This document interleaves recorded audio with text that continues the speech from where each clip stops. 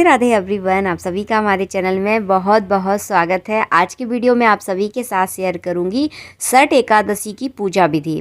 तो बहुत ही सरल विधि से इस वीडियो में मैं आपको दिखाने वाली हूं। कुछ लोग इसे खट एकादशी बोलते हैं, कुछ लोग इसे छठ एकादशी बोलते हैं। तो आज के वीडियो में आप सभी के साथ शेयर करने वाली हूँ अपने कान्हा जी की पूजा मैं इस वीडियो में करूँगी। आप चाहे तो विष्णु भगवान की पूजा कर सकते हैं, राधा कृष्ण की पूजा कर सकते हैं। तो आज के वीडियो में मैं तो कान्हा जी की पूजा करना मुझे बहुत अच्छा लगता है, तो कान्हा जी की पूजा आप भी कर सकते हैं एकादशी के व्रत में। तो सबसे पहले मैंने एक प्लेट ली है, क्योंकि भगवान का आज के दिन तिल से अभिषेक किया जाता है। तिल का बहुत ज़्यादा महत्व होता है। माघ मास में मैंने पहले भी वीडियो बनाया है माघ मास का। तो माघ मास में क्या है, तिल का अत्यधिक महत्व है। और जो एकादशी छठ एकादशी जो इस महीने पड़ती है, तो उसमें तिल का ही सबसे ज़्यादा महत्व होता है। तिल को 6 तरह से यूज़ किया जाता है, तो आगे वीडियो में आप लोगों के साथ शेयर करूँगी मैं। सबसे पहले आप जिस जल से स्नान भगवान जी को कराने वाले हैं, उसमें तिल आप अवश्य डालें। तो तिल का बहुत ज़्यादा महत्व है। तो यहाँ पे देखिए, मैं अपने बाल गोपाल को तिल से स्नान करवाया है। तिल का ही उपटन आपको कान्हा जी को करना है। तो कान्हा जी हमारे शैम्पू साबुन नहीं लगाते हैं, तो आप तिल का इस तरह से देखिए बारीक उसको पीस लें, उसका उपटन बना लें। उसमें अच्छा आप चाहें तो उसमें थोड़ा सा चंदन मिला लें, तो एक उपटन टाइप का हो जाएगा। उसी से भगवान का आपको देखिए इस तरह से हल्के हल्के हाथों से भगवान की इस तरह से मसाज करना है, यानी उपटन करना है। और भगवान को यही उपटन आज के दिन एकादशी के दिन तिली का उपटन लगाया जाता है। आप व्रत करते हैं तो आप भी इसी उपटन से स्नान करें। एकादशी में तिली आपको ज़रूर खाना है, तो इस चीज़ का आप ध्यान रखें।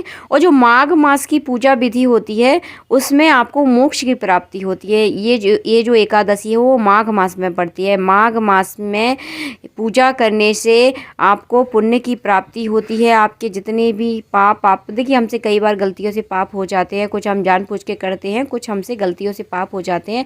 उन पापों से हमें मुक्ति मिल जाती है और हमें मोक्ष की प्राप्ति होती है माघ मास में पूजा करने से।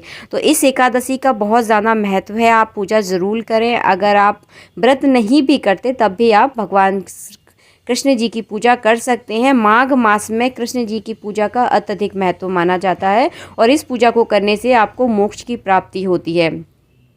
तो इस तरह से देखिए, आपको स्नान कराना है, मैंने आपको पूरी विधि बता दी है। तिली का उपटन लगाना है, तिली के जल से ही भगवान श्री कृष्ण का आपको अभिषेक करना है। इसके बाद देखिए, साफ वस्त्र पहनाएं। आप नए वस्त्र हो तो नए वस्त्र पहना दें, अगर नए वस्त्र नहीं है तो जो आपके पास है वो आप कान्हा जी को पहना दें। तो देखिए, मैंने यहाँ पे अंग प्रोक्षण कर लिया है अपने कान्हा जी का। इसके बाद मैं इत्र की मालिश करती हूँ, तो आप भी सुगंधित इत्र की मालिश ज़रूर करें कान्हा जी को।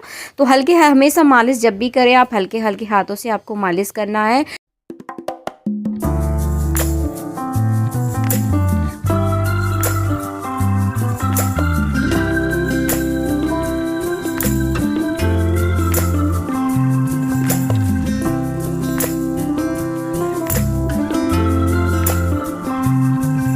एकादशी में आपको 6 तरह से तिल का यूज़ करना है। पहला तरीका मैंने आपको बता दिया है, जल में तिली डालकर आपको भगवान का अभिषेक करना है। दूसरी बात, तिली का ही आपको उपटन बनाना है, तिली का ही आपको फलहार करना है, यानी इस एकादशी में तिली ही आपको खाना है। चौथा, अगर आपके कुंडली में पितृदोष है और आप तर्पण करते हैं तो इस एकादशी पे आप तर्पण ज़रूर करें। तिली से ही आपको तर्पण करना है। तर्पण करने से हमारे पितृ बहुत जल्दी प्रसन्न होते हैं, और खासकर जो माघ मास का जो महीना होता है वो पितरों के लिए बहुत ज़्यादा खास होता है। तो आपको तर्पण ज़रूर करना है एकादशी पे। आप चाहे तो पूरे महीने आप तर्पण करें नदी के किनारे। तर्पण का वीडियो भी ऑलरेडी हमारे चैनल पर है, तो आप जाकर चेक कर सकते हैं। अगर आप पितरों से पितृदोष है आपकी कुंडली में, आप बहुत ज़्यादा परेशान हैं, तो ये महीना आपके लिए बहुत ज़्यादा खास है तर्पण करने के लिए। उसके बाद तिल का ही आपको दान करना है, तिल का ही आपको हवन करना है। तो ये सारी चीज़ें मैंने आपको बता दी हैं, तो आप तिल का अवश्य यूज़ करें इस व्रत में। तो देखिए, हमने तिली का ही आसन दिया है भगवान श्री कृष्ण को। देखिए, इस तरह से आप तिली के आसन पर ही दीपक रखें, तिली के आसन पर ही आपको भगवान को विराजमान करना है। इस व्रत में कुल मिलाकर तिली का ही महत्व है, और माघ मास में तिली का ही महत्व माना जाता है। अधिक से अधिक आप तिली दान करें, तिली का ही आप भोजन करें। तो बहुत ज़्यादा महत्व है तिली की। तर्पण भी आपको करना है, दान करना है। आप चाहे तो ऊनी वस्त्र भी दान कर सकते हैं इस माह, क्योंकि ठंडी रहती है, ज़रूरत की चीज़ होती है, तो ऊनी वस्त्र भी आप दान करें। और तिली तो आपको अवश्य दान करना है। या देने के बाद देखिए आप माला पहना दें भगवान श्री कृष्ण को। तो देखिए हमने यहाँ पर फूल चढ़ाए हैं, तो आप चाहें तो जो भी आपके पास हो भगवान को फूल अर्पण करें आप। देखिए इस तरह से, देखिए चारों तरह से हमने कुल मिलाकर जहाँ पर भी आप पूजा करते हो वो उस जगह को आप सुंदरता से सजा दें तो अच्छा लगता है। जो माहौल होता है बहुत ज़्यादा सकारात्मक हो जाता है। दीपक पर पूजन आपको अवश्य करना है। थोड़ा सा इसे करें, चंदन और तिली लगाकर दीपक पर अर्पण कर दें तो दीपक का पूजन हो जाएगा। उसके बाद देखिए फल आपको अर्पण करना है। आज के दिन नारियल और सुपारी भगवान को अर्पण जरूर की जाती है, तो नारियल और सुपारी आपको जरूर अर्पण करना है, ये विशेष माना जाता है।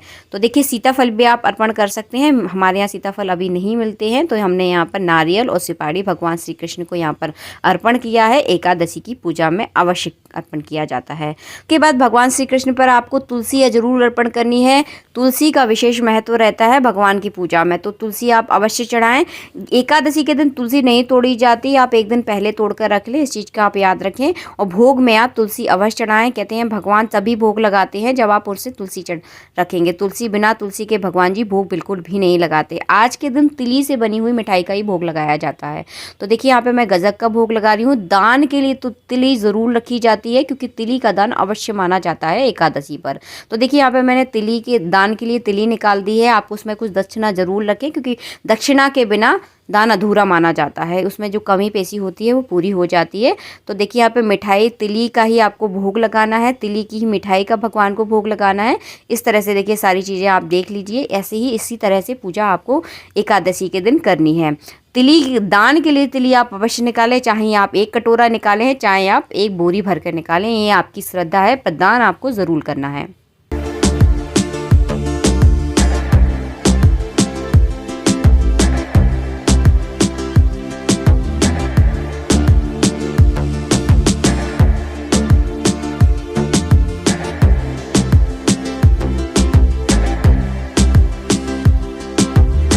हमने भगवान का यहाँ पे भोग लगा दिया है। भोग लगाने के बाद करेंगे आप कथा का पूजन। तो कथा का देखिए इस तरह एक पुष्प में चंदन और तिली लगाकर कथा का पूजन कर दें, और पूजन करने के बाद आप कथा ज़रूर पढ़ें।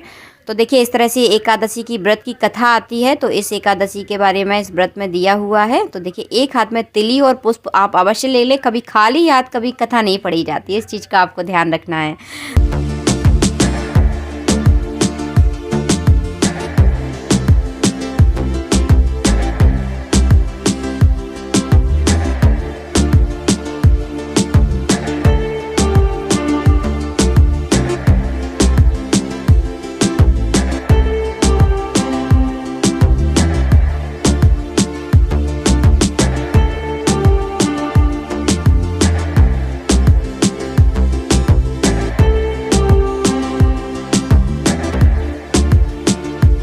करने के बाद करेंगे हम हवन। इस एकादशी में देखिए हवन का बहुत ज़्यादा महत्व है। इसीलिए महत्व है क्योंकि इस एकादशी में तिली को 6 तरह से यूज़ किया जाता है। तो छठवां तरीका यही है कि हवन करना अति आवश्यक है। तिली से ही हमको हवन करना होता है इस एकादशी में यहाँ पर। तो मंत्र जो है आप चाहे तो गुरु मंत्र से भी हवन कर सकते हैं, तो ये आपकी इच्छा है। जो आप मंत्र आपको आता है तो उस मंत्र से आप कर सकते हैं, अपने गुरु मंत्र से कर सकते हैं, गायत्री मंत्र से कर सकते हैं। और इस हवन का जो मंत्र एक खास होता है वो मैं डिस्क्रिप्शन बॉक्स में नीचे दे दूँगी, आप जाकर वहाँ से चेक कर लें। तो उस मंत्र का भी यहाँ पर यूज़ कर सकते हैं। उसके बाद देखिए 11, 21, 51 आप आहुतियाँ दें। नवग्रहों की भी आप आहुतियाँ दे सकते हैं। तो देखिए इस तरह से करना है आपको हवन। हवन करने के बाद आप मिठाई का भोग इसमें ज़रूर लगाना है। तिली की जो भी मिठाई आपने भगवान को अर्पण की है उसी में से आप भोग लगाते हैं। कहा जाता है कि अग्नि के द्वारा हम देवताओं को भोग लगाते हैं तो बहुत जल्दी वो देवताओं को अर्पण किया जाता है, मतलब बहुत जल्दी उन्हें मिल जाता है। कुल मिलाकर मेरे कहने का मतलब ये है। तो उसके बाद देखिए मिठाई का देखिए इस तरह से आप 5 बार भोग लगाएंगे। देखिए इस तरह आप चाहें तो इसमें अपने पितरों के नाम का भी भोग लगा सकते हैं। पहले आप अपने भगवान का नाम का भोग लगा दें, उसके बाद आप पितरों को भी अर्पण कर सकते हैं। अग्नि के द्वारा बहुत जल्दी भोग अर्पण हो जाता है। तो देखिए इस तरह से भोग अर्पण करें। उसके बाद आप जल का आचमन आपको अवश्य कराना है। तो देखिए इस तरह से मैं करवाऊंगी, आप देख लें वीडियो में। जल कभी अग्नि में नहीं डालना, इस चीज़ का आप याद रखें। कहीं एक कटोरी में रख लें, उसमें ऐसे घुमाकर कटोरी में जल डालें, अग्नि में नहीं डालना है, इस चीज़ का आप ध्यान रखना है। देखिए आपको इसके बाद देखिए हमारा हवन हो चुका है संपन्न। इस तरह से आपको हवन करना है। 11, 21, 51 आप आहुतियाँ दे सकते हैं। नवग्रह की आपका जो भी गुरु मंत्र है आप उसके द्वारा भी आहुतियाँ दे सकते हैं। रिपीट मैं बार बार इसलिए करती हूँ ताकि आप कोई गलती ना करें। कोई चीज़ आपको समझ में नहीं आती तो आप मुझे कमेंट बॉक्स में कमेंट कर कर पूछ सकते हैं। इसके बाद करेंगे हम आरती। आरती सबसे लास्ट में की जाती है पूजा में। तो देखिए इस तरह से आपको आरती करनी है। आरती आपको जो भी आती है आप कर सकते हैं। भगवान श्री कृष्ण की तो बहुत सारी आरतियाँ हैं, तो जो भी आपकी फेवरेट है आप पूरा परिवार मिलकर आरती ज़रूर करें। आरती हमेशा पूरे परिवार के साथ मिलजुल कर करनी चाहिए। देखिए पूजा चाहे भले ही आप अकेले कर रहे हो लेकिन आरती में सबको बुला लिए। और हमेशा देखिए मेरा कहने का मतलब तो हमेशा ये रहता है कि पूजा हमेशा परिवार वालों के साथ करें। सभी को बुलाएं, सभी साथ में बैठकर पूजा करें ताकि सभी को उस चीज़ का फल मिले। इस तरह से देखिए आपको आरती करनी है। आरती करने के बाद हमारी पूजा हो जाती है संपन्न। इस तरह से देखिए आपको एकादशी की पूजा करनी है। सठ तिला एकादशी की पूजा इसी तरह से की जाती है। दान आप चाहें तो किसी मंदिर में दे सकते हैं, किसी पंडित जी को दे सकते हैं, किसी जो भी आपका मान दान है उसको आप तिली का दान कर सकते हैं। और बाकी ये मिठाई है, मिठाई आप कि सबको प्रसाद के रूप में ज़रूर बांटें। नारियल को भी आप प्रसाद के रूप में ज़रूर बांटें। फल भी आप प्रसाद के रूप में ज़रूर बांटना है आपको।